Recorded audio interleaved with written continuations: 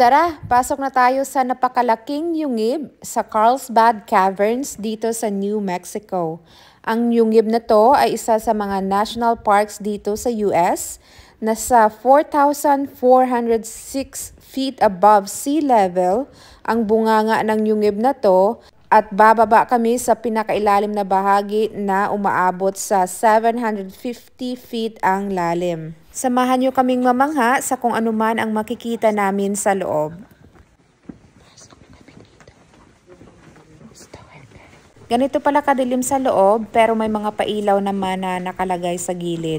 Hindi naman mahirap dito maglakad kasi sementado ito yung daanan tsaka may railings din siya sa gilid para hindi ka mahulog kasi mataas ito. In-adjust ko pala yung lighting ng mga susunod na video para ma-appreciate nyo kung ano ang itsura sa loob. Although na in-adjust ko yung lighting, the video doesn't do enough justice talaga kung gaano nakakamangha yung mga stalactites and stalagmites na na-formed sa loob ng yungib na to.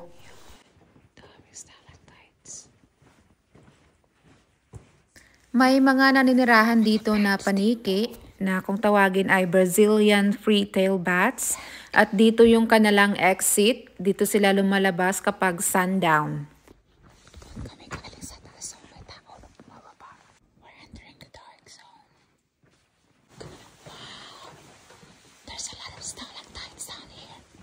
So dito sa dark zone, wala nang natural light na pumapasok dito. Yung mga ilaw na nakikita nyo is mga artificial light lang yan.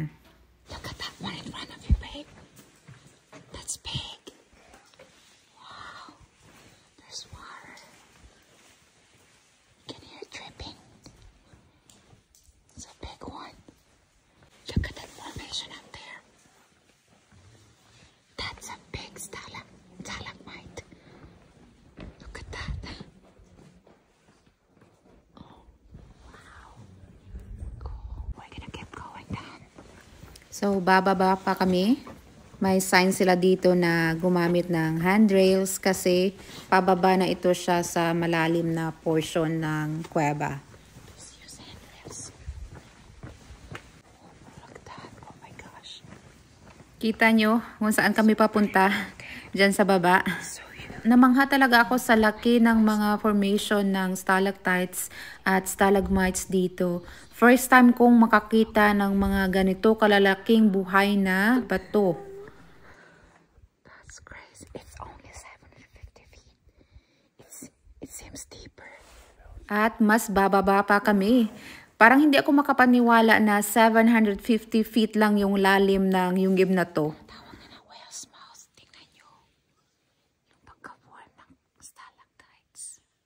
May mga pangalan pala dito yung mga iba't ibang nakakamanghang formation. Ito, pinangalanan nila na whale's mouth kasi ang itsura niya parang bunganga ng whale. We're here at the whale's mouth. This is us. This is during the hike. Medyo sa baba. Ano nagbababa? Spaghetti bababa. Ang isa din sa mga bagay na ikinamangha ko dito is kung paano nila binild, kung paano nila kinonstruct yung daanan dito papasok ng kuweba nang hindi sinisira yung natural beauty, nang hindi sinisira yung mga buhay na bato. Maybe may mga nasira din silang mga buhay na bato pero na-preserve pa rin talaga nila yung natural beauty ng yungib na to. Kahit na may mga na-construct sila dito na daanan, na railings at mga pailaw. Bumubulong lang pala ako dito kasi nga ayaw naming maistorbo yung mga ligaw na hayop na naninirahan dito sa kuweba at para hindi na rin maistorbo yung mga ibang bisita.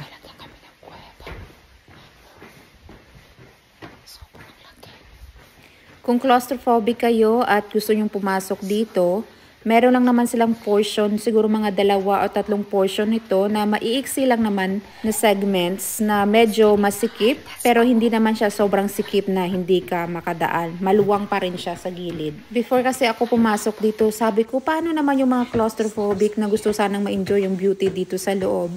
So hindi ka naman matatakot dito sa loob kasi sobrang luwang niya, ang lapad. And then, hindi rin naman dito mahirap huminga kasi nga sobrang lapad ng lugar na to, napakalaki ng yungib na to. Wow, it's deep. Oh my gosh.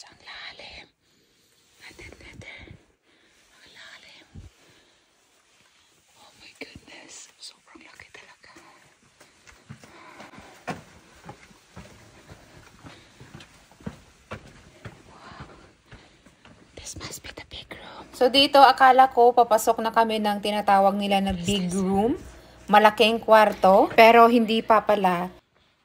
They look like they have faces. Tingnan nyo yung isa, parang may tsura. Look at that one. It looks like a head. Oh yeah. It looks like a head and a face. With a face. That's cool. Gosh, this is so pretty. Amazing. Good job, Lord. Good job, Lord. This is amazing. It's big. So many. Wala kami ibang masabi ng pinsan ko kundi ang ganda, amazing, ang laki. Good job, Lord. Kasi sobrang nakakamangha talaga sa loob. Hindi ko pala na-mention kanina na ang big room ay mayroong mga napakagandang mga rock formation sa loob ng Carlsbad Caverns. Ilalagay ko lang yung video namin nung pumunta kami doon sa loob in a separate vlog kasi gusto kong ma-highlight yung beauty ng big room. Tingnan nyo itong stalagmites na to. Grabe oh, ang taas. Tangkad. Grabe. And then there's a photo of me here. Yeah. The iceberg rock. There's a piece of ceiling. Go break down na bumagsak dito. So yan yung piece na yan na bumagsak from the ceiling.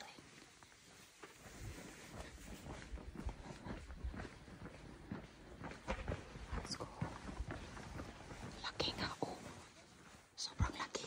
Oh my goodness. It's huge. Tingnan niyo kung gaano kalaki. Bumagsak yan sa galing sa ibabaw. Oh, ang laki. My gosh. Green Lake Room.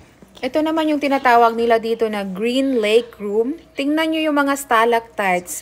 Sa sobrang dami nila, parang kurtina lang sila tingnan. So, nandito pa lang kami sa tinatawag nila na iceberg rock. And then, banda dito is meron silang elevator and restroom. O, diba? Nakakamangha. May elevator at saka banyo dito sa loob ng kuweba. Accessible din pala ito dito ng wheelchair sa mga PWD natin na loved ones. Pwede gumamit ng elevator mula sa taas papunta dito malapit na sa big room. And then may areas din ng pavement dyan na pwedeng daanan ng wheelchair.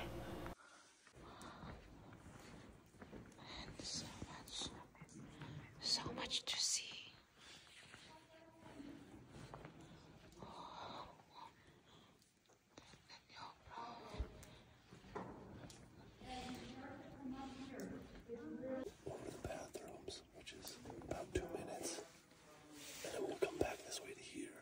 Nagpaplano kami dito kung ano yung atake yung gagawin namin. So, magbabanyo muna kami, tapos lalakarin namin yung big room. Ang average walking time kasi sa big room is mga 1 to 1.5 hour na paglalakad.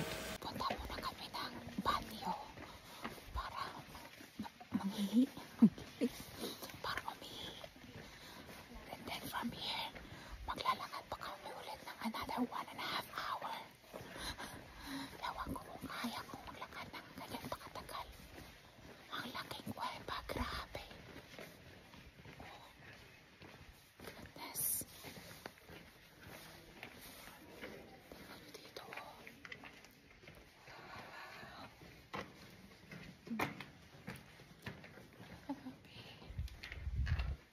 See, pasok tayo sa banyo.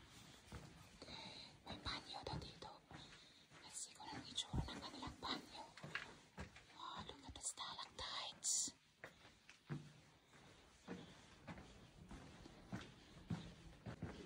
Look at that. Bongga. May restroom dito sa loob ng kuweba. Grabe. Nag-build talaga sila dito ng amenities. Pati dito namangha din kami kasi may mga amenities din sila dito sa loob mismo ng kuweba. Nung ni-research ko, meron daw sila ditong drinking fountain at saka snack bar. Kung gagamit ka ng elevator, dito yung exit mo, pababa dito sa loob ng kuweba.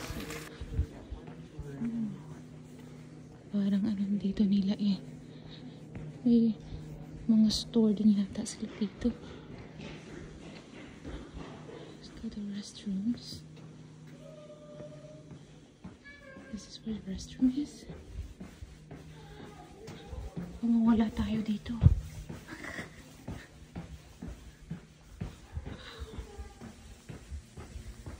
Okay.